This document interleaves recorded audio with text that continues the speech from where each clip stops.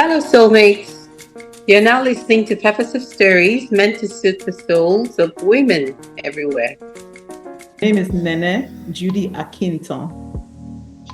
Okay, I like it. All right. So, Nene Akintan Yep. is an entrepreneur. Thank you. It's an entrepreneur, mentor, speaker, author, realtor, and advocate, embodying integrity, compassion, and excellence. With degrees in sociology and anthropology, an MBA in marketing, and an MSc in management, human resources. She's had, that head is big, that head is heavy. Very educated. Now, she's excelled in banking, entrepreneurship, and real estate over 25 years. Nene is dedicated to supporting minority women and children, owning Oakville Living with Nene, and co-running the nonprofit I Am, I Can, I Will with her children and niece. She's on the boards of several organizations, including the Canadian Black Chamber of Commerce, CBCC, and Black Realtors Association of Canada, BRAC, BRAC. Nene enjoys reading, watching movies, and traveling in her spare time. Awesome. So, Nene, it's really nice to finally have you here. We've been looking forward to this particular conversation with you. Thank you so much for joining us today. So to kick things off, could you please tell our listeners a little bit about yourself, what we don't know that Patrina has already mentioned? I was going to say Patrina has said everything. Yes. Except you want the nasty. But there's not much more except that I'm a child of God. I consider myself God's unique creation. And you said it well, Patrina. I am all of those things. I wear many hats. But the important things to me are that I'm a wife, I'm a mother, all those other things, and then I'm God's unique creation. That's it. Fantastic. Patrina? So I think the question we want to ask you to help us sort of unpack is, we're very big on values. You talked about wearing so many different hats. And I'm sure that in pulling one hat and putting another one, your values will drive you in terms of how you prioritize. So please tell us a little bit more about what values guide you in your personal and professional life. I really love what you say about being a child of God, being a wife and a mother. So it's very clear how you prioritize and what's important to you. But let us know what your values are, Nene. God, family, community. It's simple. So God directs pretty much everything I do. Family comes next, and then community. And then I say community to encompass my work, because I see my work as a realtor as doing community work, because I work with a lot of immigrants, a lot of marginalized individuals. So community also drives me. It's a very important value. And in the mix, Patrina said it's integrity, which I learned from my mom, from her mother before her, and my great-grandmom, whom I never met, but my mom told me stories about her. So those are really the foundation of my values. I actually love that you just shared that even though you didn't meet the grandmother or great-grandmother, it's the stories, those stories. And a lot of what we are trying to kind of pass through is how we learn stories. I was relating with my kids the other day, and they never met my mother, but they can tell you the stories. They know what grandma stands for. So when you talk about integrity, what would be maybe an example of where people would experience that with you and all the hats that you wear? I think primarily doing what I say. And I tell my kids, I'm like, integrity is what you do when no one is looking. So don't be one person here and another person in another setting, so to speak. So integrity really is knowing your values, sticking to those values, even if it means that you're the only person in the room that is sticking to that value. So that is integrity to me.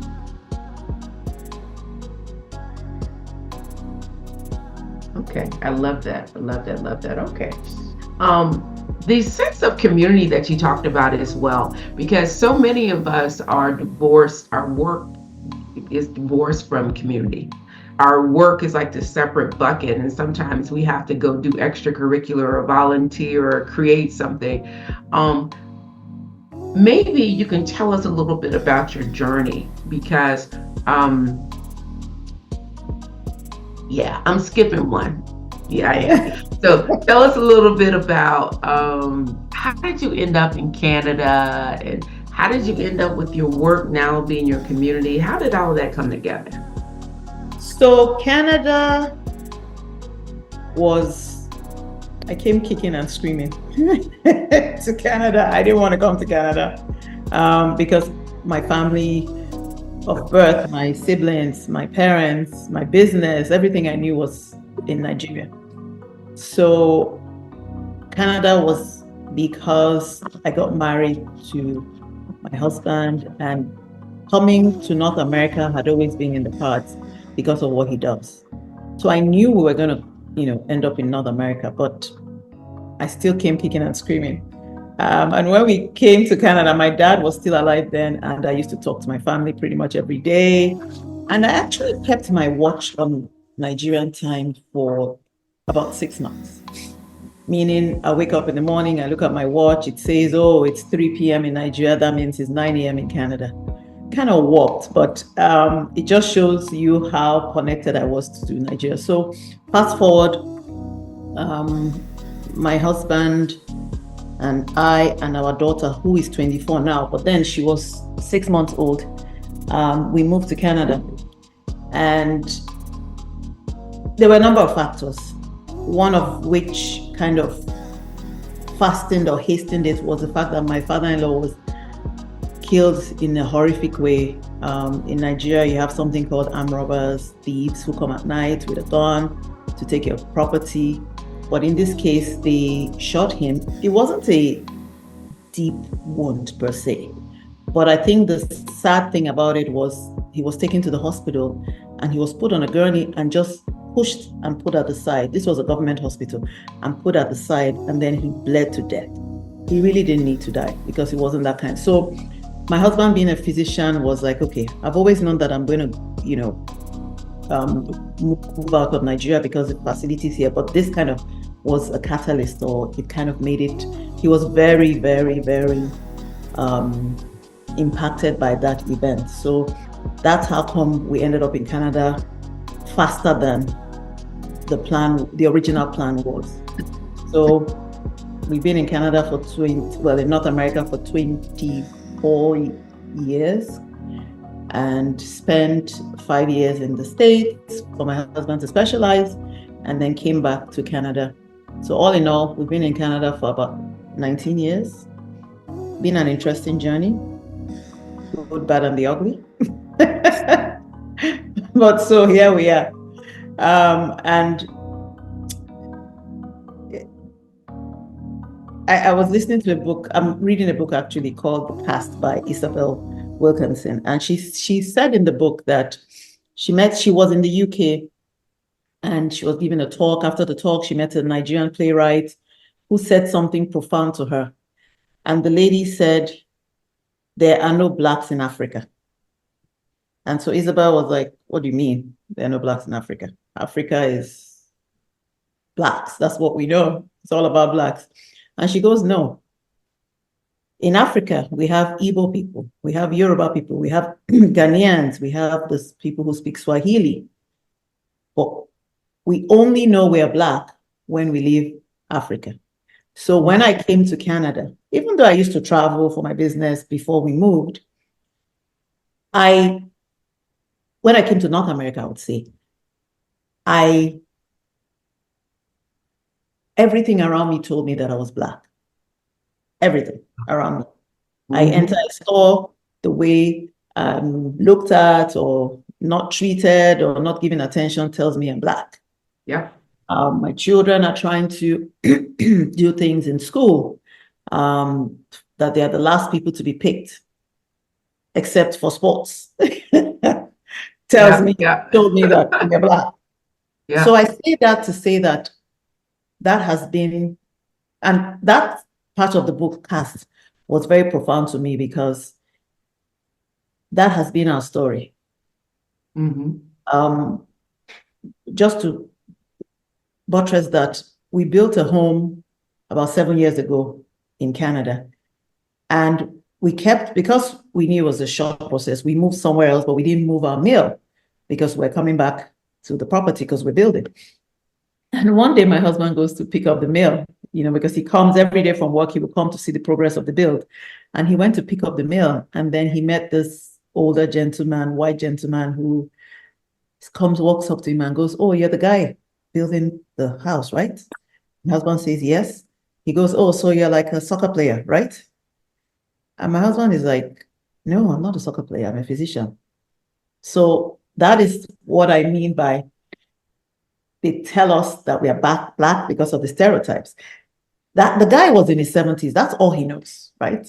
I don't think he meant bad, but it's an unconscious bias within him to assume that because we're building that house, my husband has to either be a soccer player or a musician or stereotypes. Yeah, the affluence must come through. Yeah. You must be an anomaly because you certainly aren't the common thing. So you must be on the what do they call it? Outlier. Outlier. Outlier. But Nene, every time we talk, you just bring something out of me, and I must share this because so this whole conversation is about identity in the boxes that people try to put you in. That's what I'm feeling, because you're saying when you went to Canada, you really saw more of that, the whole being conscious of how others perceive you. My experience when I came to Nigeria, people called me American. In America, I'm not American.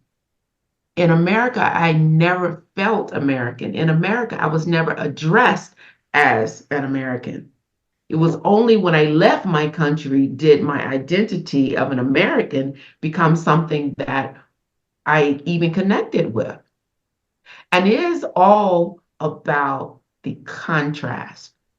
So in that book cast, I didn't read the book, I saw the movies. I'm sure the book has a whole lot more in it. But what became clear was you only have those issues when there's contrast. Yes.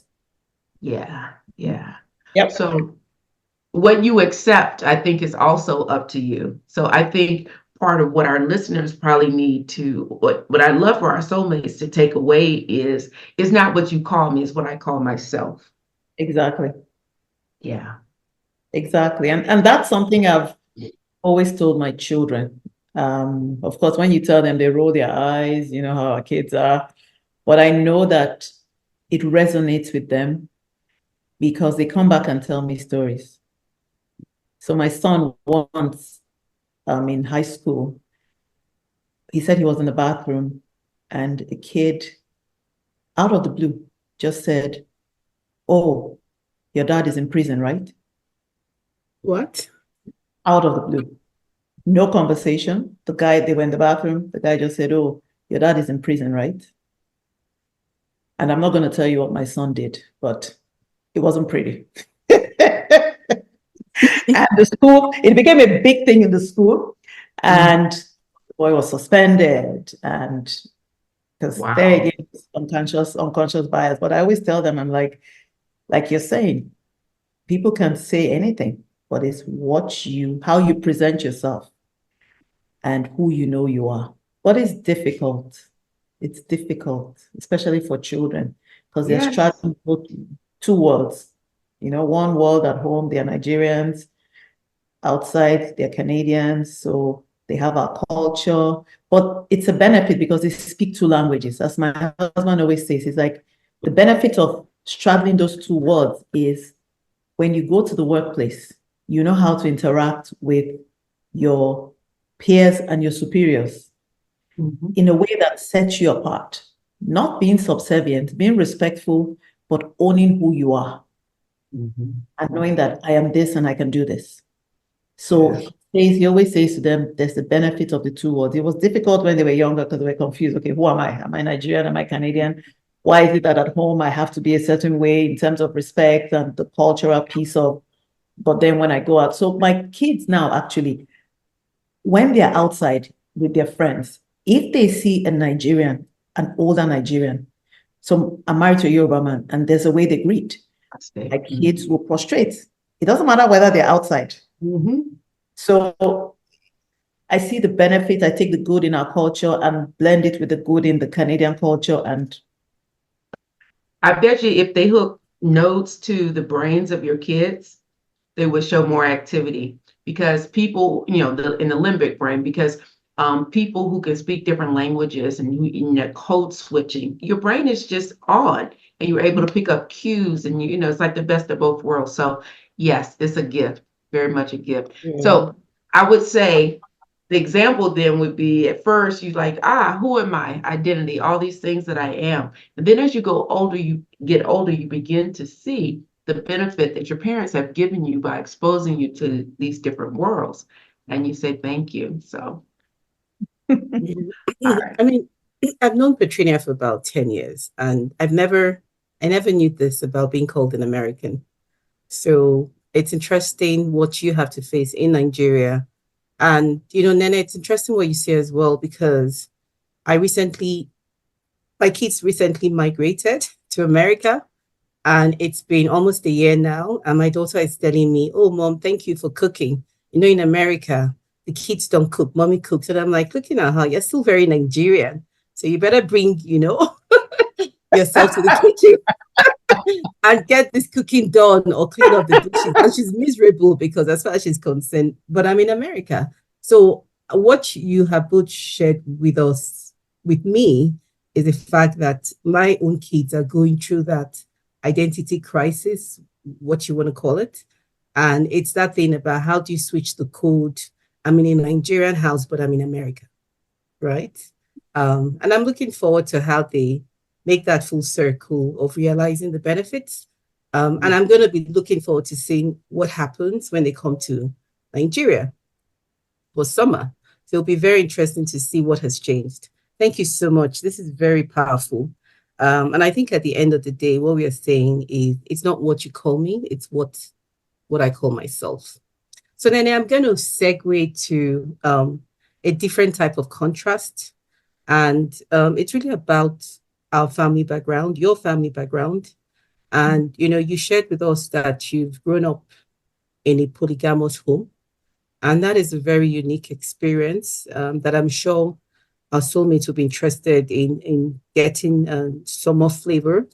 So what we're keen to know is, how has this upbringing really influenced your perspective on family dynamics and relationships, especially given your values of God, of being a wife, being a mother, and creating your own family setup? Yes, thank you. That's a very, very deep question. And I think we don't, as Nigerians, do justice to the fact that polygamy has a rich history in Africa, in Nigeria, and it's deeply rooted in our traditions and also in our religious beliefs and norms. So, of course, in North America, polygamy is not it's not even, it's a non-starter. You don't even talk about it. But I share my story because mine is different. Even in Nigeria, my personal experience with polygamy is unique. So I'll give you a little background. My father had 2 wives and 12 children. His 12 children were by 4 different women. And despite these complexities, my father was incredibly kind and loving. And he had a special relationship with each of his 12 children. He used to call me Nenus. He would call my sister Avivi. He had a pet name for each of us. And we all lived in separate homes. Well, so my father was married to 2 wives. My mom and my dad stayed in the same house. So I would say this, which is odd. I never, ever saw my dad sleep outside our house. Maybe in the middle of the night, he would sneak out. But For me, my dad came home from work, had dinner, went to bed, everybody said good night, and that was it. So I don't know how he had these 8 other children, but we had a very close relationship, and we were a united family, which is not the norm with polygamous homes, as I know it, and from the stories I hear from my friends. Now, I would say that my mother was hurt when my dad decided to marry a second wife, because, of course, they grew up together. Her story was similar to my story. My dad was a physician. She was working then, and same thing when I met my husband. I was working, rather, my dad was in medical school. My mom was working. When I met my husband, he was in medical school. I finished, and then I started working. So she always teases me that we have the same story. But my mom decided, and I asked her as I grew older, why did she decide to stay when my dad, because my dad actually sought her permission to marry a second wife, which she gave. And I said, why? She said, because if I had left you guys, I wouldn't have been there to bring you up. And I wanted to. So while it hurt me, I decided to, make that sacrifice, quote unquote. Now, my father provided as equally for all of his children and wives, although my mom was the first, and she was always given the respect as the first wife. And we would do holidays together.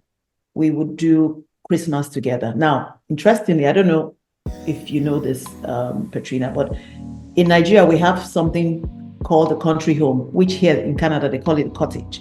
Country home is your home in your village, where you go for Christmas, you go for Easter, you go for all kinds of things, marriages. So every Christmas, Igbo's very, very rich. I've been in the village. My first outing in Nigeria was 3 weeks in the village, my dear.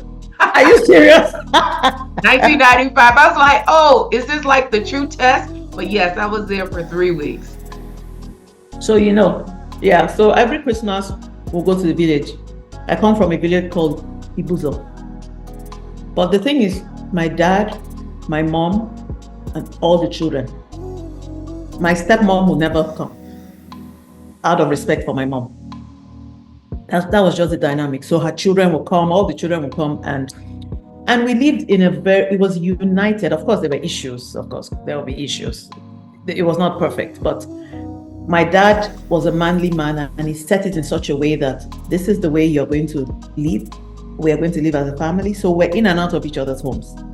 So sometimes, they will bring food from the other house. We'll all partake. Sometimes they'll take food from my house to the other house. We'll all partake, that kind of thing. So we had a good relationship, which is not usual. But I would say that what struck me about, and I learned this in later life, is I learned from my mom that even though she was hurt, she forgave my dad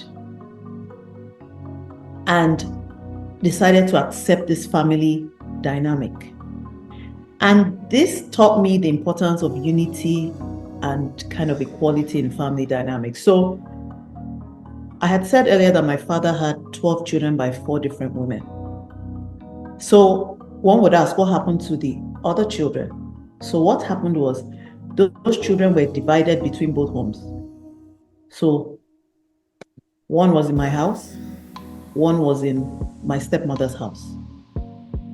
And because we're living not in the same, I would say compound, as they would say in Nigeria, estate, but we're not too far in terms of distance, 10, 15 minutes and you were there, or even less. So it taught me, I'm going to say this is probably going to be controversial, but I'll say it because that is really how I feel about this. And I'll put a caveat to say, I am not advocating for infidelity or adultery or whatever because of my values, my Christian values. But if my husband were to have an affair, I would forgive him because of what I saw in polygamy, growing up in polygamy. It's kind of twisted, but I'm not going to leave my husband if he has an affair, because I saw my dad have 2 wives and children by 4 women, and my mother was still there, and she was there happily. Now, like I said, she was hurt, but I think for her, the importance or the value of the relationship of her children, being part of her children's lives, far outweighed the hurt and the disrespect that would probably have come from that experience. So it has given me, polygamy has taught me to be more lenient of the fact that, and to recognize the fact that we're all human beings and nobody is perfect. The only perfect person, as far as I know, is Jesus Christ, because that's my religion. I'm Christian. So I am more lenient. I will be more lenient, which if something like that were to happen, I just know that I will be. Because I also saw the beauty of polygamy. I don't know how to say this without making it seem like I'm advocating for something. But can I maybe just offer, my in-laws were polygamous. So it amazed me, especially as an American coming into that setting. And I told you I spent 3 weeks. But what did I observe? I observed that they had this thing down like a machine. And it was like each wife was kind of connected with a different aspect of the husband. What do I mean by that? One wife was more the homemaker, the children, the home base, and the other one was more the academic and could just discuss the things happening in the world and whatever. And it was like a multi-dimensional, it just seemed so natural. It was like puzzle pieces that came together. And even in the hurt of their situation was different, because the first wife asked for the husband to bring her best friend in. I'd never heard that before.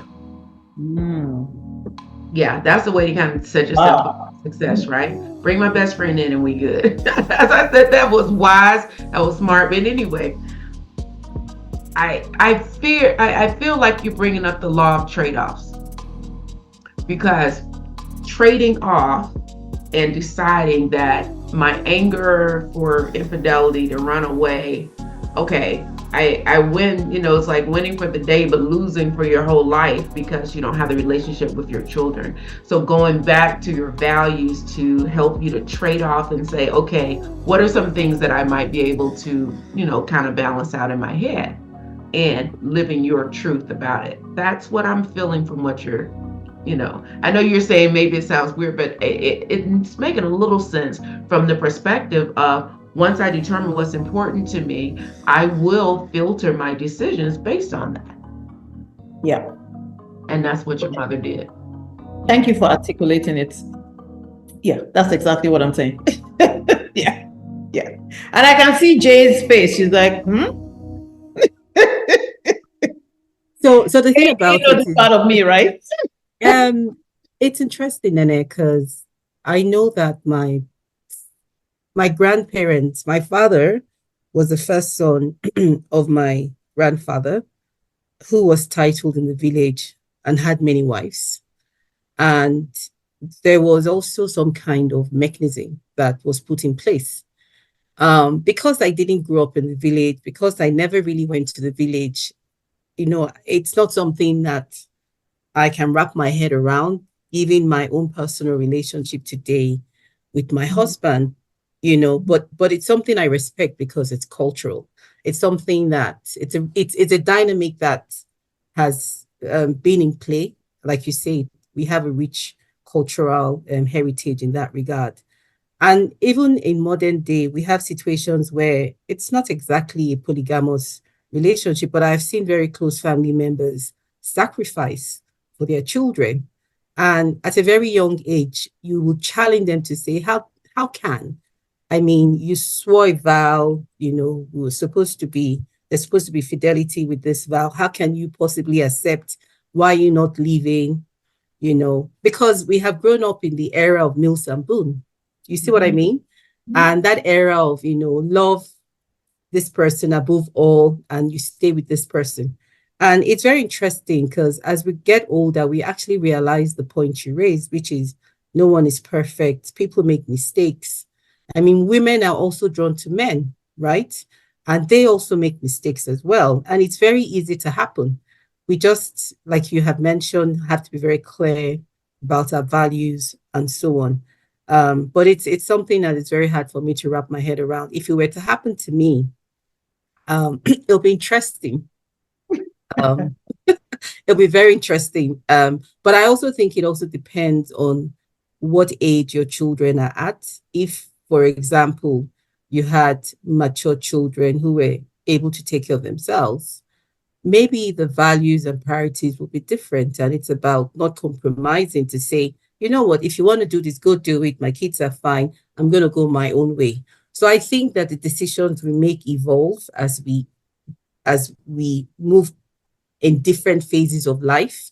And perhaps at the time, your mom felt that she needed to have your dad in her life to provide that level of stability for her children. And that was more important to her than the hurt, which she, kind of overcame because she was happy in the relationship. And for me, as a coach, I'd never like to judge. I think everybody lives their life through the values that they, prioritize. And it's very interesting, the stories that we hear and the sacrifices different people make as a result. So no judgment for me, just like wow.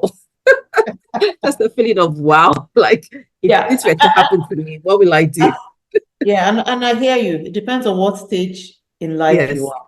What I would say is, I would not leave my husband if he was unfaithful to me. I just won't.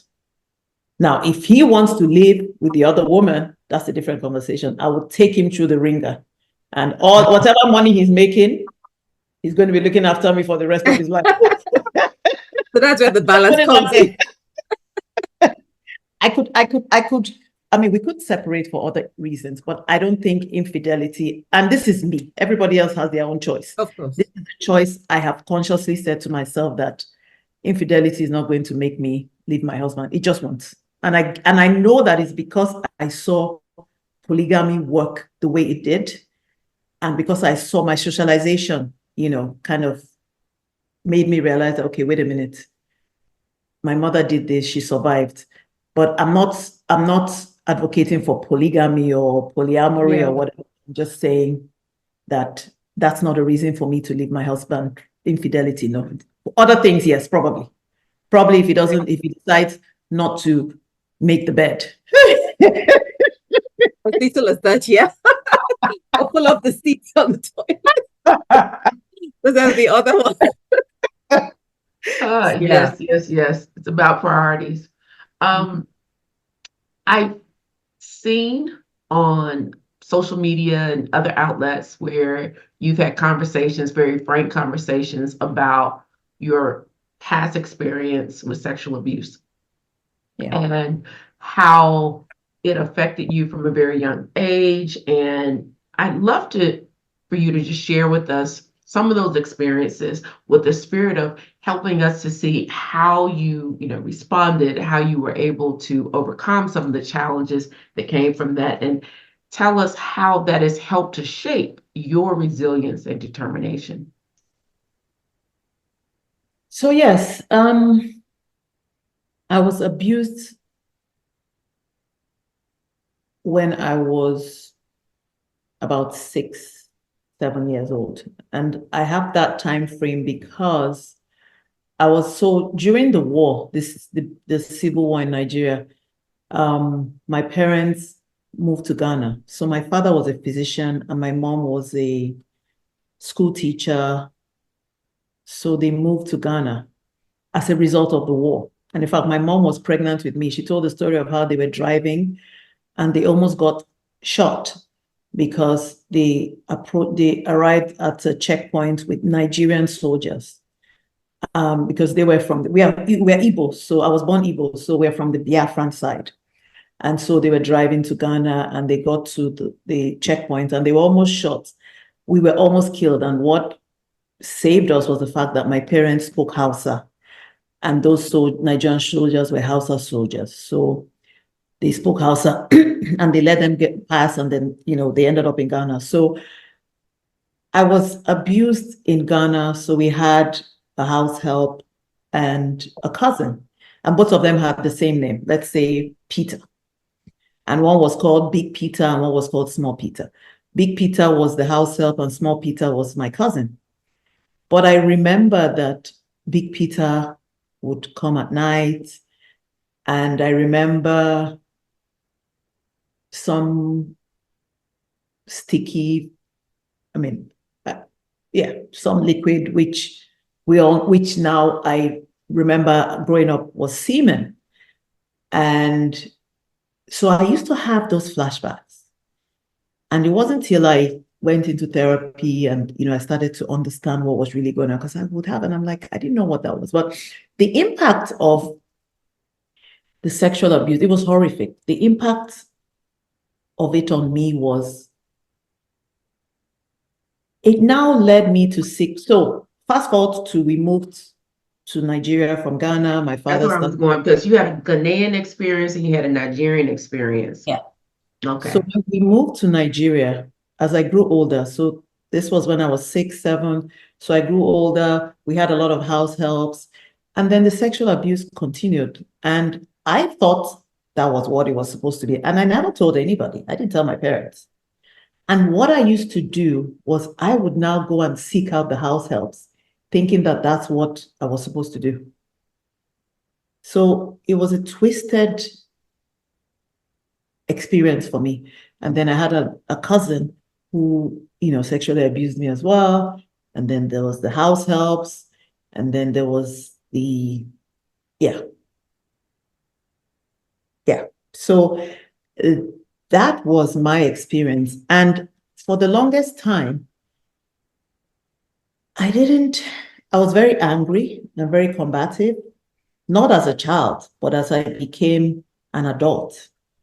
And in going through therapy, I realized that it was as a result of the sexual abuse. I was just angry. I was just At what point in time did the therapy come? Because I'm just trying to lay out the sequence. The therapy was when I came to North America. So Oh, already in my 40s was when I actually got the therapy. So I'd been in North America for, so as a teenager and 20s, how was it playing out? I used my body as a currency. I used my body as currency. I would sleep with people and think that, okay, you're sleeping with me, you have to do something for me. That was just, it wasn't a lot of people, but the few that I had sexual relationships with, I use my body as a currency. And because I have that kind of body, I just felt okay. So, and I was still angry then, but my anger came out in, what's the word when you, just, Repressed or passive? Sorry? Passive aggressive? No, Repressed? when you transferred aggression? Yeah, I transferred that anger into being very determined. My father used to say to me that you're supposed to be a boy. You're not supposed to be a girl. You're supposed to be a boy, because I learned resilience from my mom and her mother, which is my mom and her grandmother. But then I was so determined in everything I did that, so in having therapy, I was told that was a transfer of that anger. I now transferred it into, okay, you know what? I'm going to do this, this, and this. And I always did what I set out to do. So I started business at a very, very young age. I started running my own business. I was moving in circles that people older than me only dreamt of. I lived in Abuja. I had a boutique in the number one, unarguably the best hotel in the country at the time. I had interactions with people that I met Clinton, I met all kinds of people because of where my boutique was. And I was moving at that level because I was so driven. And what my therapist said was I had channeled, I think channel is the word, that anger into nobody's going to hurt me, or I'm going to own myself. I'm going to be so successful that nobody can really hurt me, type thing. So let me just interject real quick because I'm wondering if there's a nugget here for us. Um, from your sexual abuse experiences, I know you shared that you didn't remember them vividly until many, many, many years later in therapy. So that what was manifesting for you was anger, perhaps, but you didn't know where it was coming from, but it was then channeled into determination that allowed you to hit many achievements. Now, I don't know if this is a pepper soup design, but I wonder sometimes if when we meet challenges or when we, have things that maybe we don't completely understand, a way to channel some of that energy or maybe even, I don't know. Maybe I'm reaching too far. We can edit it out and manage it if we need to, but I'm just wondering and maybe see a pattern that when people are hurt or feel a little disadvantaged. So my experience, losing my mother at an early age always made me feel like I was a little less than. So I needed achievement to kind of measure myself up. And achievement. Okay, am I there yet? Am I there yet? Am I there yet? But the there wasn't really there. It wasn't fulfilling because I wasn't being driven by the value of achieving the thing. I was being driven by the lack of identity. Mm, mm. My identity wasn't grounded in who I really was. My identity was grounded in what I could achieve and how good I could be. And it's funny sometimes how you can end up in a good place for a bad reason. That's where I'm going. You can end up in a good place, but what drove you there necessarily may not be really a good reason. But I guess what I have learned to accept is God needed for me to take that journey. Mhm. So when I think of the anger that you had, that you really didn't know where it came from, but then being able to channel it into, making a success, what many people would call success in your life, it's probably some purpose around that. Probably Yeah. some, it happened for a reason. But what I love is that you have the maturity to seek out the mental health support and we're able to begin to make some sense of it and gain some peace around it. Maybe you can tell us a little bit about that part of it because women, sometimes we try to carry so much, and then women of color, we got another layer. Yep. Admitting or reaching out for help might be a muscle we need to practice a little more. So please share on that one. Yeah. Yeah. As I agree that I did feel less than because as a child, growing up, teenager, I was very, very shy. I didn't feel I measured up. I was seen before I was heard.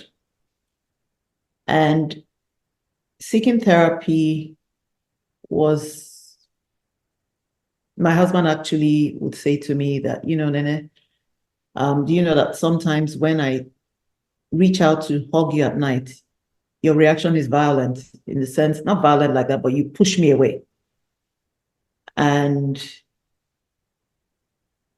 he kept saying, you need to go into therapy. The anger also impacted my marriage because I would go from 0 to 100 in a split second, and you'll be like, why? What did I say or what did I do that warrants this kind of reaction? So I didn't have to, I chose to seek therapy in spite of the fact that, or despite the fact that I was a strong believer. I prayed and prayed and prayed. But God made therapists, psychiatrists, psychologists for a reason. So while I was told in church to pray and that God would take away all my struggles, I decided to seek therapy because I had come to kind of like the end of the road. For me, I was angry, I was depressed, I had anxiety, all kinds of things. And it was playing out in my relationships with my children, with my husband, with some of my friends. So, and I know mental health is a stigma. Discussing mental health is stigmatized culturally, where I come from, and even amongst Black people, really. We'll rather, power through it versus trying to Power understand. through and pray over it, and the devil's got me, and I gotta get a loose of, Yep. all of Yep. those things that often aren't helpful, because late in the midnight hour, you crying and you just can't quite get it all together, and you just think, I'm supposed to be all these, strong things, and if anything, I'm hoping that we're beginning to learn that we don't have to. Okay, let's say, for example, glass is very like stiff and strong, right? You Mm-hmm. think glass. But if you hit it very hard, it will shatter. Mm-hmm. And really the thing that we need to be is ductile, being able to absorb and flow with the thing. So it's not about the strength, it's about being able to, be resilient. And oftentimes you need help to be able to bounce back. So Yep. guys, go get Yep. help. Go get help when it's needed. We don't have to solve all of our problems. DIY is the long path. Yeah.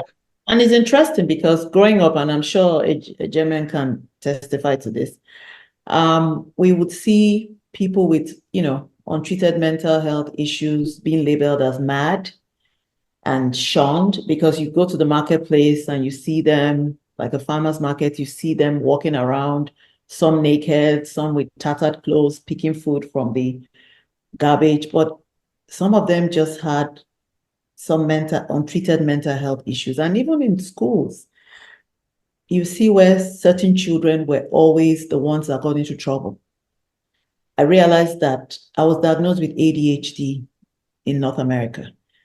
And if you had ADHD as a child in school back home, you were the one who always got into trouble with the teacher, and then you'd be labeled this or that or the other and stigmatized. So the message here really is that yes, we have our cultural beliefs. Yes, we have our religious beliefs, but we can spare people from the agony and the stress of having to deal with things themselves. Sometimes you may not even need medication. Sometimes it just means that you want to talk to somebody who would understand and then give you non-medicinal strategies and tools to work with. Sometimes it may mean you need, like, I have to take medication, or I am taking medication for my ADHD, for my anxiety, and for my depression, but not everybody has to. So the message really is we need to, as Nigerians, as Blacks, we need to be more open to recognizing that there are mental health issues amongst us and amongst our children, and we need help. And that push for that perfect child, you want the child to do this, that, and the other, and wanting to live vicariously through our children, sometimes is a bit too much. So to let them be who they really, and let them do what they want to do. And that's one thing my husband has always said. He said to my kids, he's like, okay, when our son was playing soccer, he's like, okay, you want to play soccer, be the best at it. One, you want to do this, be the best at it. Whatever you're doing, be the best at it. You don't have to do what I want you to do. Love it so much that you be the best at it. So he comes from a place of passion. If you like something, you're passionate about it, do your best. Don't be mediocre at it. Versus saying, oh, you have to do this, you have to be a doctor, you have to be this, or you have to be that. No, it's like if you want to be the lawn person doing the lawn, be the best at it, I think is the message. So, I mean, look, Nene, thank you for being so open and so vulnerable in sharing your story. I think that we have a lot of statistics out there that talk about sexual abuse. It's more prevalent than we know. I would say that it's even more than 1 out of every 10 girl child. And for this to have started so early in your life, for you not to even know what it's about, it's real. It happens. It's not just you, it happens so frequently.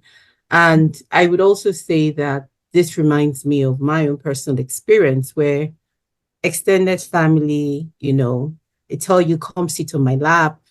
I'm driving. You don't understand what that's about. And you feel, well, this is uncle, or this is, an in-law, as the case may be. And you're happy and you feel like the value that's being shared is love and affection, not knowing that it's something completely inappropriate, or Yes. someone grazing the side of your breast, or touching you, or squeezing you tighter, telling you to come hug them, or coming into your room, at night and trying to fill you up, even with kids around you, and it's very twisted. And it seems like a compulsion because there's that power in terms of, I'm bigger than you, I'm older than you, and you not being intelligent enough or aware enough that what is being done is wrong. And I have so many friends that have told me about uncles, dads, which is even more appalling, brothers, and so on, just saying, come do this, go, come do that. So, and in Nigeria, unfortunately, most of the time, the woman is the victim, right? The woman is, I would maybe rephrase the word, the woman is considered the person at fault. Do you see what I Yes. mean? And Yes. more or less that person that has put herself out there to be exposed to that kind of Not only in Nigeria, though. Even here, okay. they say, oh, why did she dress like that? Why did she dress like that? She was inviting it. Yes. Yes. Yes, sadly. Yeah, sadly. So it's very tough in terms of figuring out what kind of help that person needs to be able to move forward from that kind of experience. And And when go ahead. another thing I wanted to say is, apart from the girl, we also need to speak to our boy children as well. Yeah. I'm a big proponent of, okay, the fact that a girl dresses a certain way, you need to be able to control yourself. Yes. Don't say, oh, because she did this. No, because you know how it is patriarchy in Nigeria, how, Of like you just course. said, the female is always at fault. She's at Never, fault. never. So sorry, I, go I'm on. I didn't want to no, no, no. interrupt. I'm very happy that you sought therapy because there's this thing again, culturally, where it's almost like, have you spoken to the pastor? Have you gone to church?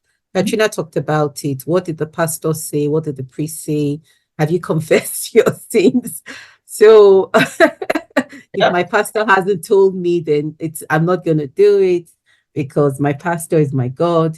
And that whole issue of that deference to the pastor, and not, recognizing that each of us have the power to have our own direct personal relationship with God and decide, what we, want to take out of that relationship, as opposed to putting a middleman or woman in between to say, if this person says this, then I can do it. Otherwise, I'm not doing it.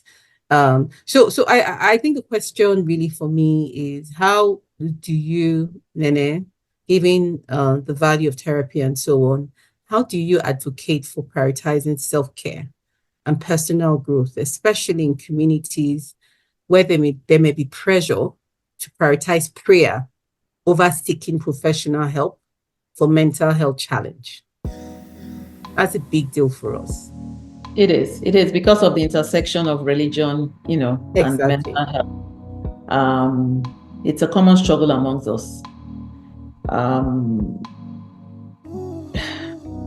For me, and I think it was said earlier, I am who I am. So other people don't define me. So I have to decide on what's best for me. So while some people believe it's a taboo or a sign of weakness to discuss or even seek mental health, that's fine. That's good for them. But as for me and mine, we are going to seek mental health assistance if we need it. So it's not one or the other. I still pray and I have faith, but as I've matured, I've learned to balance my faith with practical action. So there's an importance in seeking help from professionals who have the knowledge and expertise to assist, people with mental health challenges. So the same way I won't sit at home and wait for money to come to me. I actively seek help I need while maintaining my faith and my trust in God. So I prioritize my self-care. It's very important. And part of it is having time to exhale, having time to be on my own. And Bode had always said, my husband Bode had always said, we can be a couple, but we can also have the things that drive and feed us as independent individuals. So when you're whole as yourself, you can now join. So each of us is whole as ourselves, or we try to be whole by seeking, prioritizing self-care and personal growth. We can now come together as a union, as one, because each of us is whole versus one is broken and the other is whole. And then when you try, it's so. Yeah. Before I used to think, when you said that, I'm like, that's very selfish. That's not what marriage is about. But as I matured, I realized that, you know what? I need to prioritize myself. Because there's that resentment when you feel you're prioritizing your family and then they're not prioritizing you back. But they're not asking you to prioritize them. You choose to prioritize them. Exactly. It's like I am sacrificing, but you should notice. You should notice that I'm sacrificing. Exactly. So we need to move away from that mindset, because that external validation, no. You need to be doing things because what you want to do it, or you're choosing to do it, and realizing that you're the one activating it. But I chuckled when you were talking about self, building, being strong individually. So when you come together, that's how you get the power couple. People would always ask me over the years about, we lived in Nigeria, but I traveled quite often, and I was lucky. Sometimes companies pay for me to travel, but my husband always knew that I was better when I get back, that mama needed that time to kind of, so people see me as this extrovert, but I really need restorative time. And when I go on trips by myself, I actually have that time. Because when you're rearing 5 kids, or when you're in the, as my daughter calls it, in the thick of it, career, kids, cooking, taking care of everything, you're in the doing, and sometimes if you're really, really good, you can find the time for being. But it's in the being that you check in with yourself. We do this meditation scan where we do body awareness. And that's just a model, if you ask me, of what we should be doing on the larger scale. So when we do these retreats, or even when we take a walk, we should be checking in with ourselves. Because often we're feeling everybody else's temperature. Are you sick? What's your temperature? You need medicine. We're not taking our own temperature. So I love that my husband got that about me, that if I could just take a little time, and I call them retreat me's. When I would go to the Laka Pond, Jay, that was my retreat me time. And my husband got it. He was like, okay, she's going to be refreshed and whatever, even better for us when she comes back. And everybody needs a little break to blossom. So I love that. Yeah. Yeah, and then I was going to ask you, thanks, Katrina. I was going to ask you a question around examples of how you prioritize you. I know back in the day, there was something my son said about what you did. So I'm going to throw one example. When you were celebrating a birthday and you told everybody exactly what you wanted to have as an experience for your birthday, because you didn't want to be disappointed. And everybody sort of stepped up. And I was like, wow, that's an interesting way to make sure that your family prioritizes you in the way you want to be prioritized. So I would love for you to share. And one thing I want to do is a quick shout out to Nene. During COVID, Nene took care of my son, my first son, who's 23, for 6 months. Like, she was his guardian, took care of him, picked him up from school, made sure he was safe. And I can't thank you enough, Nene, for being a big sister for me. So thank you so much.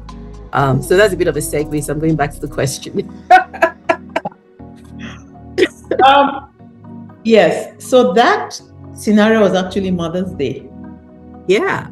And I felt they didn't prioritize me. They didn't take it seriously. So I spoke to I had a therapist and a coach then. And I spoke to my coach and she said, no. She's like, we're working on this prioritizing of you. So tell them what you want. And they did a Mother's Day redo. So how I prioritize myself is I ask myself a question. Do you really want to do this? Like if, for example, in the past, let's say somebody's having a party, I'm like, okay, they're like, let's go. I don't really want to go, but I just, I power through. I'm like, okay, let me go.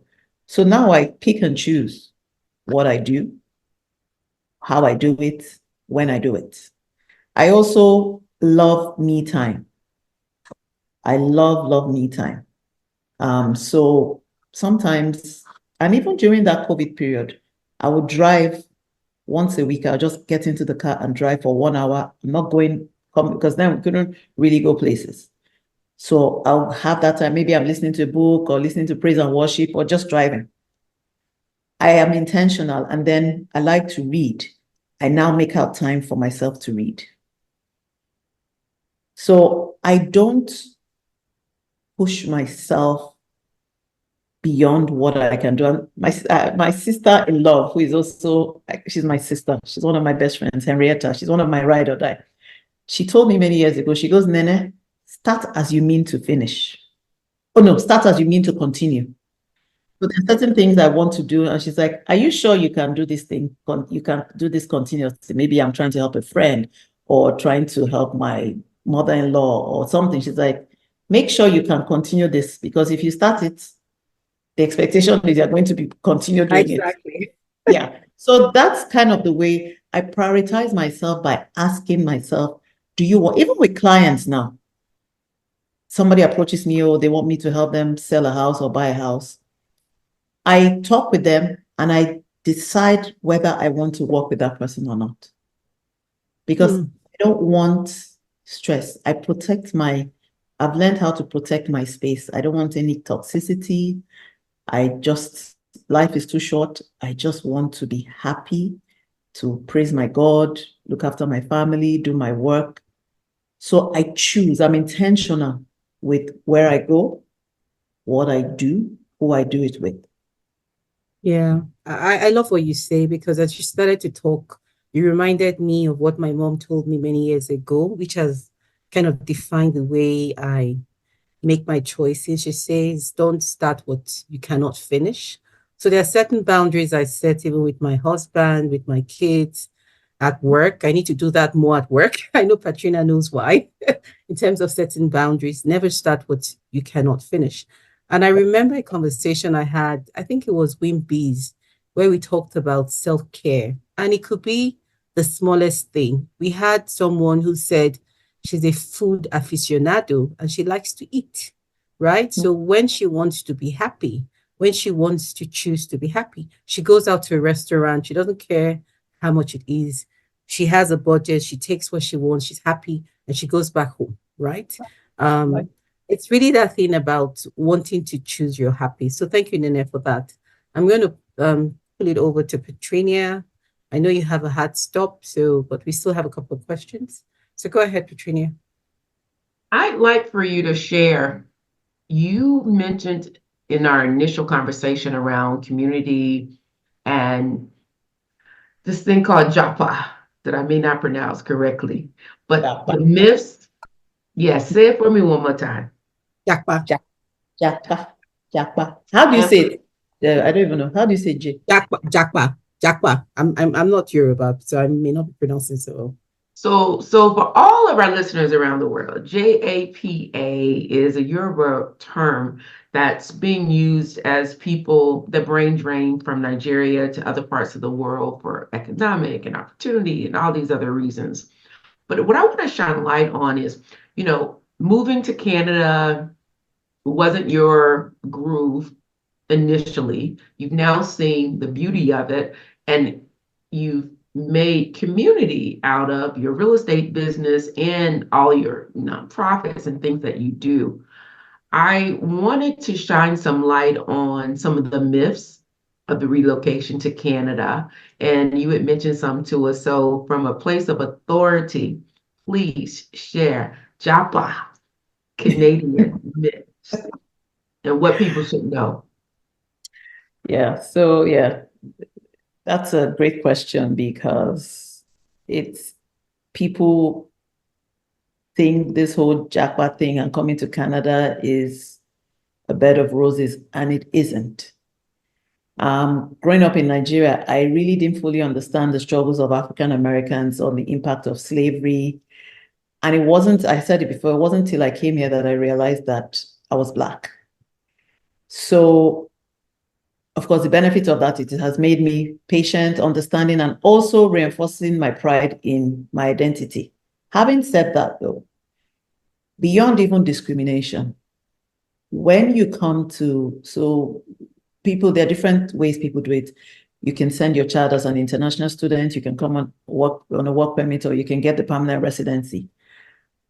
Whichever way you do it, there is the reality here, which is when you get here, you have to be able to survive one way or the other financially. And that includes one, being able to find a job, even as a student, because they allow some students to work for, I think, 20 hours a week. I think they've changed it now, but as a student, you can find a job on campus, or you can find a job, you need to find that job. And if you don't have Canadian experience, and this is also for people who come in a work permit, if you don't have that Canadian experience, it's more difficult to get a job. So they keep saying Canadian experience, but if they don't give you the opportunity to have the Canadian experience, how can you get the Canadian experience? So that's one thing that people have to keep in mind. So you have to have enough money to be able to sustain yourself while you're looking for the job. Another thing too is accommodation. I'm a realtor. So every week I get a call from somebody who's moved to Canada and they're looking for accommodation. The straightforward process is you're looking for a lease, a tenant. So what does the landlord want? The landlord wants to know that you're going to be able to pay your fees, your bills. And how do they know that? Credit. We don't really, although we have credit in Nigeria now, but it's not credit. So somebody who's emigrated to Canada as a student, as a on a work permit, or as a permanent resident, you don't have credit. You don't have established credit in Canada. So what are they going to use to determine whether you're a good candidate? If you don't have a job, that's also another issue. And if you have a job and you've only been working for 3 months, that's an issue. They say, oh, if you've been working for less than 3 months, they say, oh, what if they don't keep you after your probation period? So there's so many moving parts. Then there's the weather. Then there's the lack of transportation. You don't have a car, you're new. You have to do the driving test. So I'm not saying this to discourage people, but people think, okay, I want to move from one place which I think is not an enabling environment to another more structured society or community. Yes, but when you do that, you lose, it takes a village to raise a child. You lose that benefit because you're moving from one country to another that has a completely different culture. So you lose that community blanket that you have. So you come to a structured society, but if you don't have that support of community, people have all kinds of mental health struggles. People just are not able to cope mentally, physically, financially. So it's not a bed of roses. So should you come if you have the opportunity? Yes, but come knowing that it is a struggle. It is a struggle. And then any advice on how to navigate it though? Because you've listed quite a few barriers to entry. Yes, so you have to be prepared, do your homework. Know that one, I am coming, I need money to survive. Because some of the landlords, while they don't come out to say pay 1 year up front, that's really what they want. They won't come out because they're not allowed to. But if you say, okay, I'm going to pay 12 months upfront for my rent because I have the savings, then they may listen to you. So come with enough money. That's easier said than done, but that's the reality. Another thing is, if you're sending your child to school here, make sure you have enough money. We're back to money again, so that they can survive if they can't find a job immediately.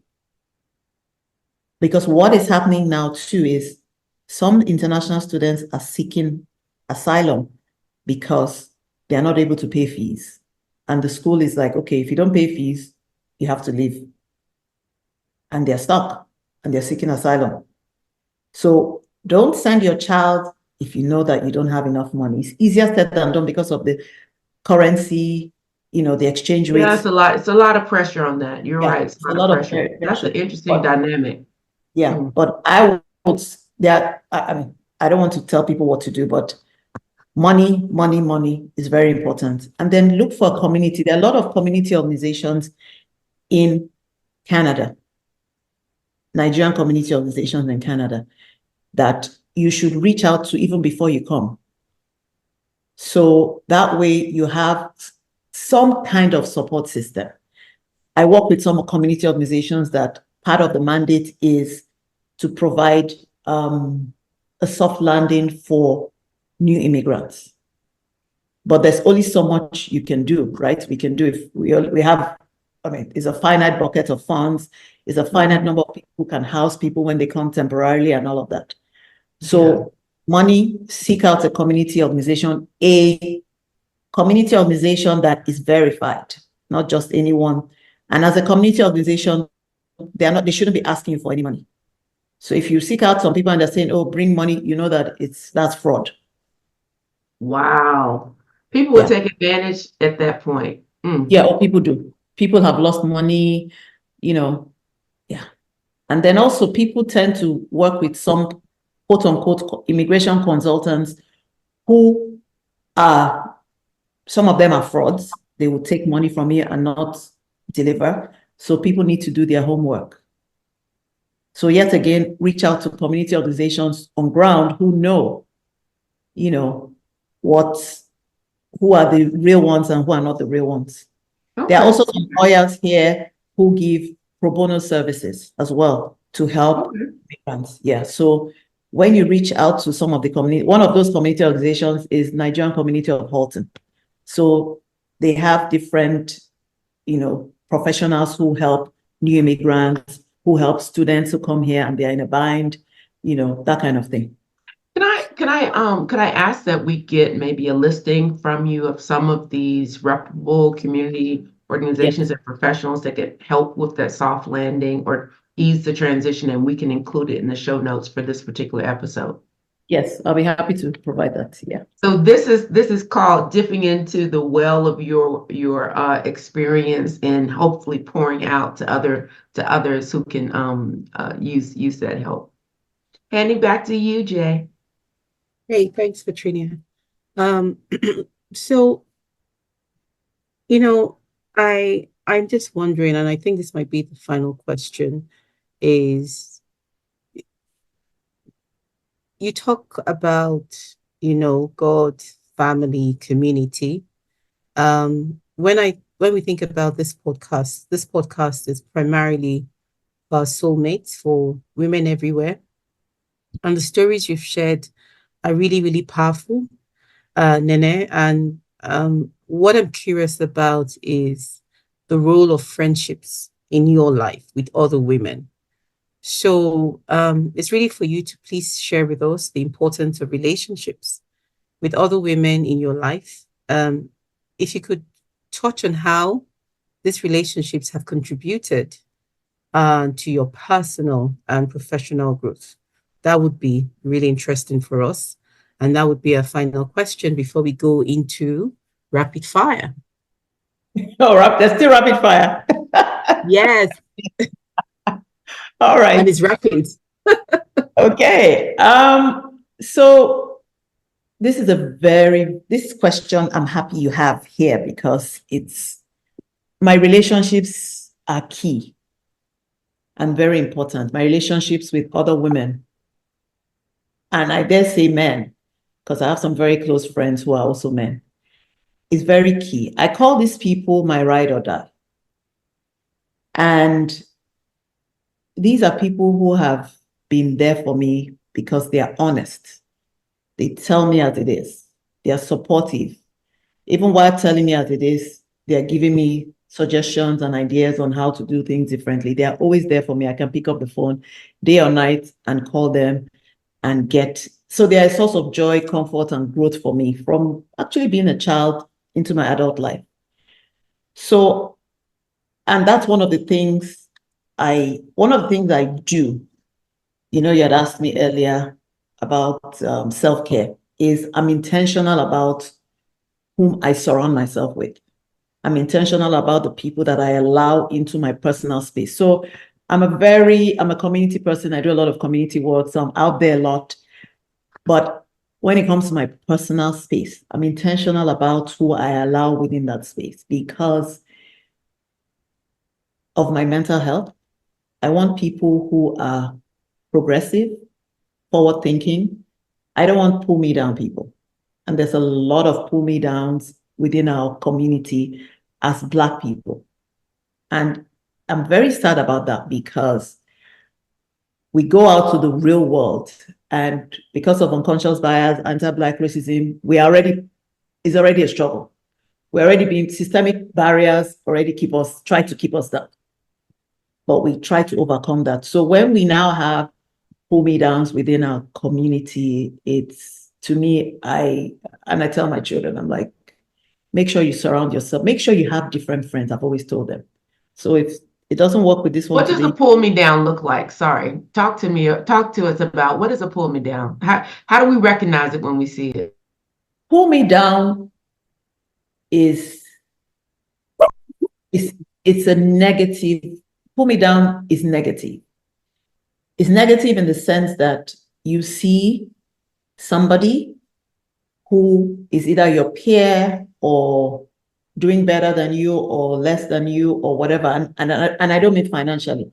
I mean just generally in life. They're either happy, not happy, or whatever.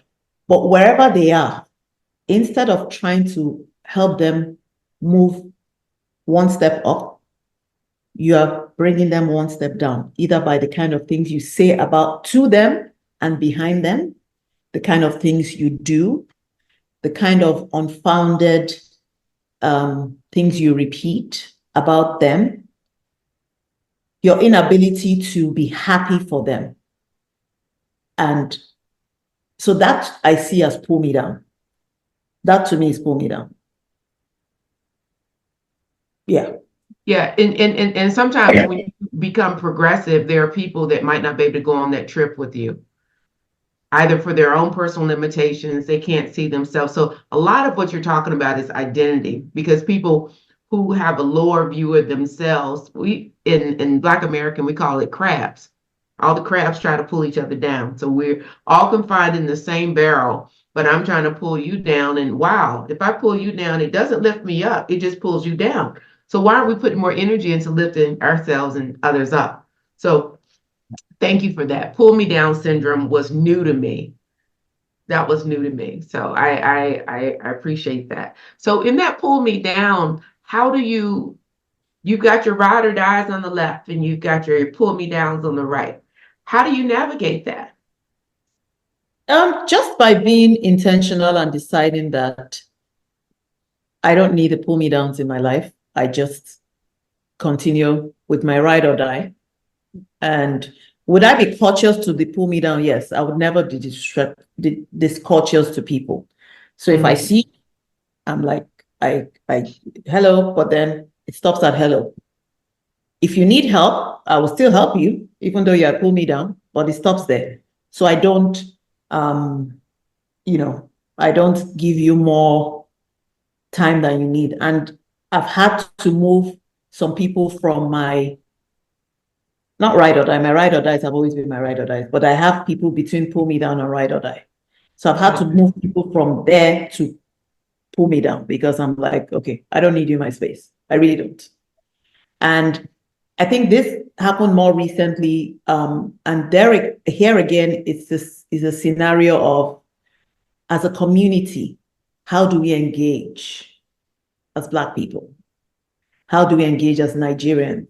Whether you're in Nigeria, whether you're here, whether you're in America, how do you engage with your fellow Black people?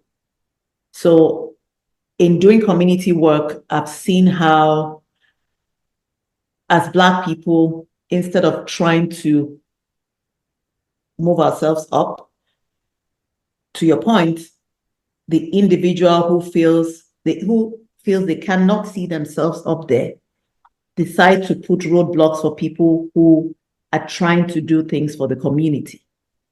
And by misinterpreting, people's motives and just being totally, I'm looking for the term,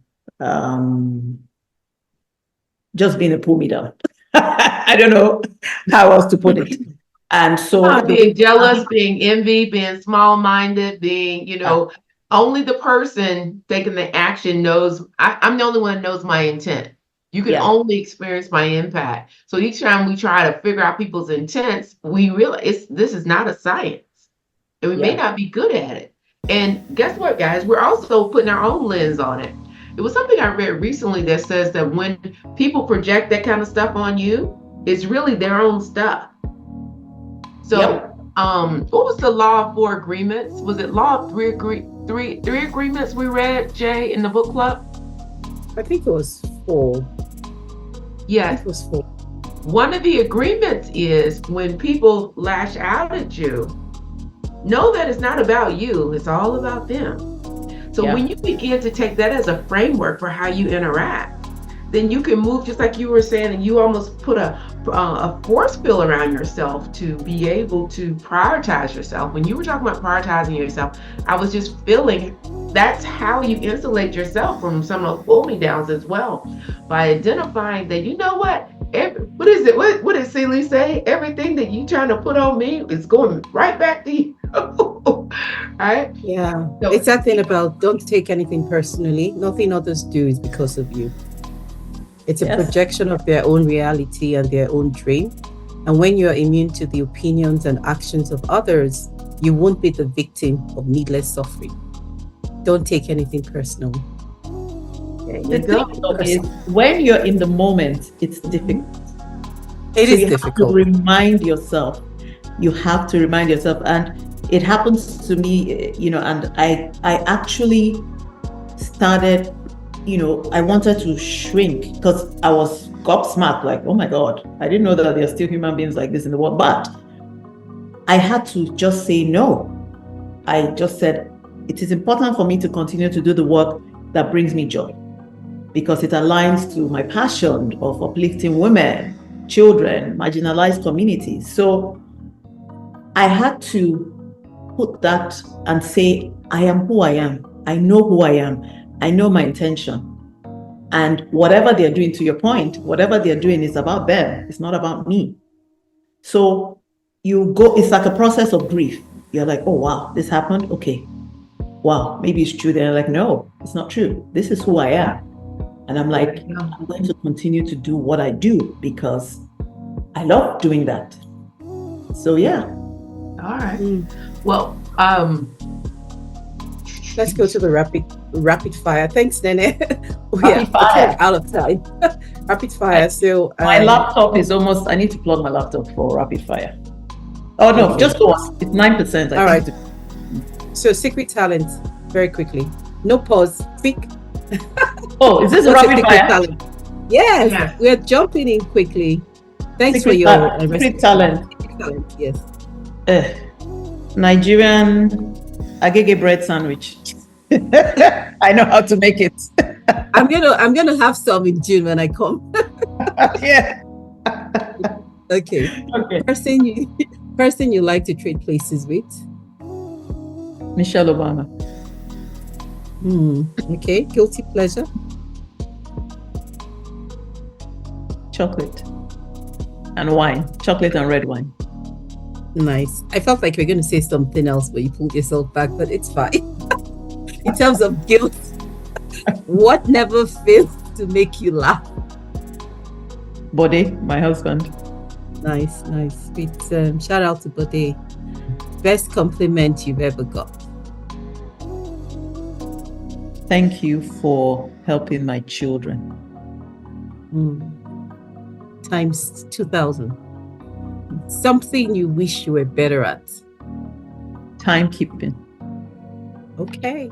Now we're going to make sure you keep to time because I know you have a hard spot. Stop in 6 minutes. So on behalf of Petrania and I, we're very happy to have had this fantastic session with you, Nene. So thank you for joining us today. To all our soul sisters, as we explored Nene's incredible journey from balancing priorities to overcoming challenges. Her story is truly inspiring. Nene's resilience, shaped by her upbringing and experiences, underscores the importance of self-care and seeking support.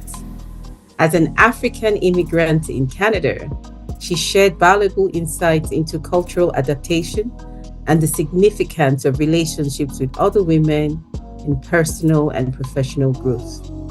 Thank you, Nene, for your courage and wisdom. Until next time, stay true to your values and keep embracing life's journey.